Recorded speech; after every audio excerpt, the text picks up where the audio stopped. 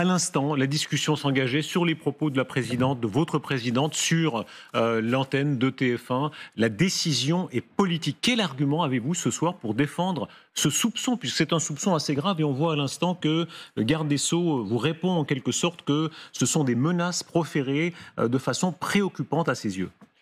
Écoutez, déjà, le garde des Sceaux, évidemment, il a changé d'avis par rapport aux réquisitions du procureur, donc ça interroge sur sa sincérité. Enfin, pour ceux qui avaient encore un doute sur M. Darmanin, mais je n'aurais pas de déclaration plus désagréable, ça n'a aucun intérêt. Non, ce qui est intéressant, c'est malheureusement, enfin intéressant, c'est consternant.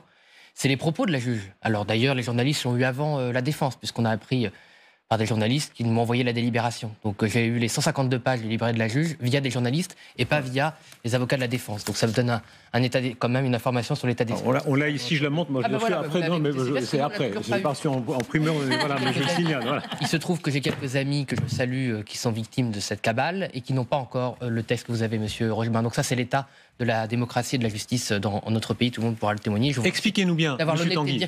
Donc si vous regardez ces pages, vous verrez que, par exemple, la juge explique que le trouble à l'ordre public, c'est la candidature de Marine Le Pen condamnée en première instance. Elle le crie, elle le dit, elle l'écrit, et tous les Françaises et les Français pourront vérifier ses écrits. Un autre paragraphe indique que cette condamnation a lieu parce que nous sommes des opposants à l'Union européenne telle qu'elle se fait.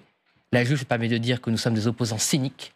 Qu'est-ce que ça vient faire dans un délibéré d'un jugement de première instance pour interdire à la chef de l'opposition, parce que c'est la chef de l'opposition, c'est la principale opposante à la Macronie et aux différents gouvernements depuis 20 ans, Marine Le Pen.